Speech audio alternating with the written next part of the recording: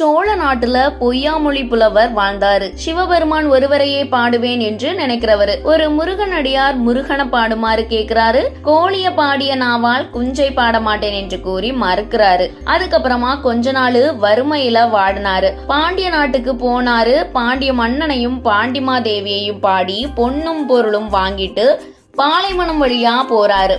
முருகபெருமான் வேடனாக வந்து அவரை மறைத்து, என்னுடைய பேரு முட்டை, பாலையை சிறப்பித்து நாற்றாயிரங்கள் என்ற துறையாக என் பெயரையும் சேர்த்து பாடுக அப்படின்னு சொல்றாரு. அவரும் பாட ஆரம்பிச்சாரு. பாடி முடிச்சதுக்கு அப்புறமா, உன்னுடைய பாடல்ல குற்றம் இருக்கிறதே அப்படின்னு முருகப்பெருமான் சொல்றாரு. என்ன குற்றம் என்று புலவர் கேட்க, நீ குஞ்சை பாட மாட்டேன் என்றாயே, இப்போது ஏன் முட்டையை பாடினாய் என்று கூறி அவருக்கு காட்சி அளித்து தவறை உணர்த்தி மறைந்தார் முருகப்பெருமான். இது போன்ற தகவல்களை தெரிந்து கொள்ள நமது சேனலை சப்ஸ்கிரைப் செய்து வையுங்கள்.